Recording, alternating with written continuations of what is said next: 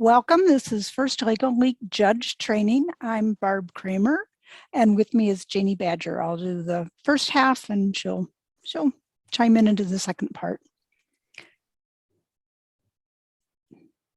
So real quickly, here's the agenda. We're going to talk through the sign up and the volunteer process, how we assign volunteers, talk a little bit about tournament day and how that will go this year. Talk about the rubrics and the judging process, deliberations and awards, the scoring software, and then resources for judges that we have. So, yes, if you have questions, you can either type them into chat or unmute yourself and ask. This is set up so that you're not all muted all the time. So if you have questions, please ask. So some of you may have already done this part, but if you haven't yet, how we schedule volunteers and learn about volunteers is you go to our website under Get Involved, then Volunteer with Us, and you come up with this page, which is our volunteer page. And I'm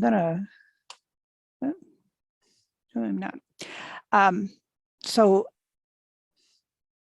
let us know when you're available. Doing this online is the best way to do it. The sign up form is the second button from the bottom where the number 3 is pointing. And then that sign up will get you to a page where first it asks you to confirm your name.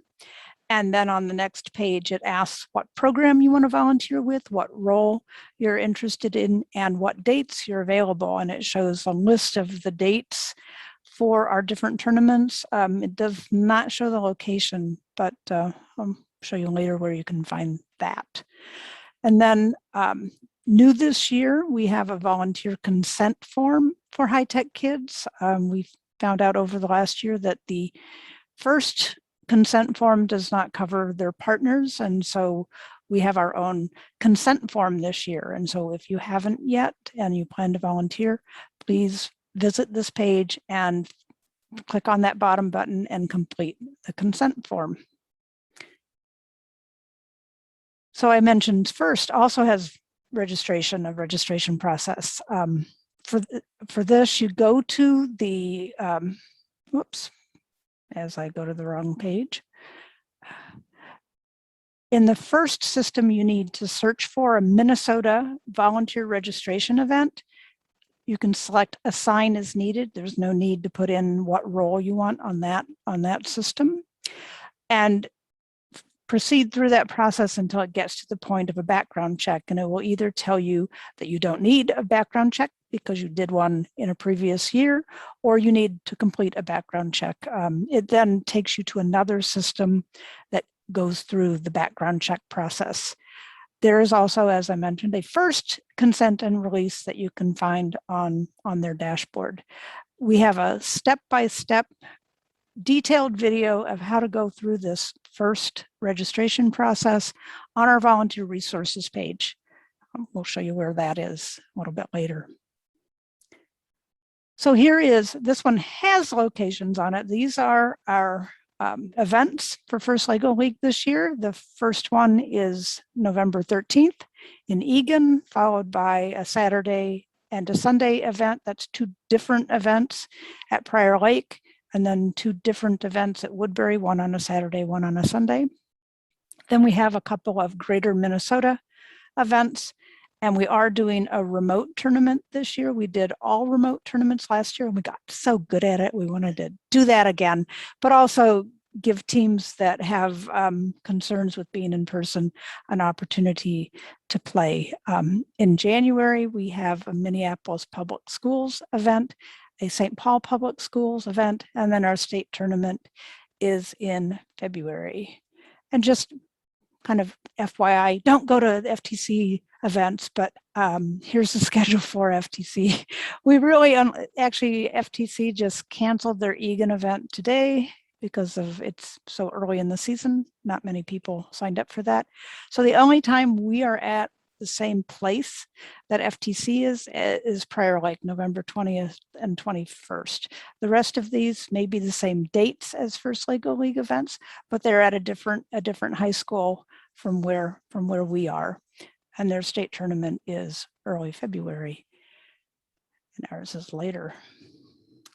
And I keep backing up here, sorry about that. So once you've submitted your availability through our sign up page and completed the training, which you're doing tonight, you're eligible to be scheduled. The November tournaments will be scheduled probably starting next week, so mid-October. The December tournaments will be scheduled mid-November, January tournaments mid-December, and state around early February.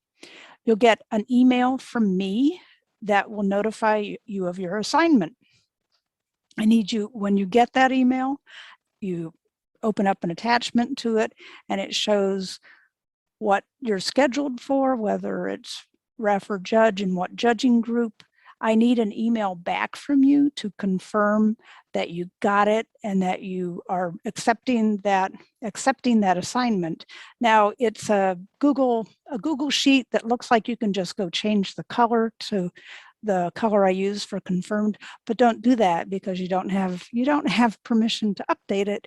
So only I do. And as people confirm, I will change them to the blue I think I'm using to show that they've confirmed. But I've had people in the past just, oh, I changed my color, but I need an email back from you. It needs to be a kind of more of a positive, I got it, I'll be there. Because as the last point says, we don't overschedule. So showing up is important. But after you confirm back, you'll get an email from me like the Wednesday or Thursday before the event with all the details, like what door do you go into at Prior Lake High School? What time should I be there? And what am I judging and what judging group? So watch for that. It usually comes a couple of days before the tournament. At that point, you don't necessarily need to confirm because you've already confirmed. But if you have any issues and something has changed and you can't make it, absolutely let me know. The sooner, the better. I mean, we know people do get sick, and emailing me or calling that cell phone number is probably the best way, in particular on Friday, because often on Friday, we've packed and we're at the school loading things in and we're not at the office. And so it's not real good to come back on Monday and go, oh yeah, okay, I had a message at the office on Friday that somebody wasn't going to be there. So don't use the office number on Friday. You could use that Thursday or Wednesday if you have an issue, but on Friday, call the cell phone number and leave a message, please. I don't always answer that, especially if I'm setting up a tournament somewhere, but the sooner the better if there's an issue and you can't make it.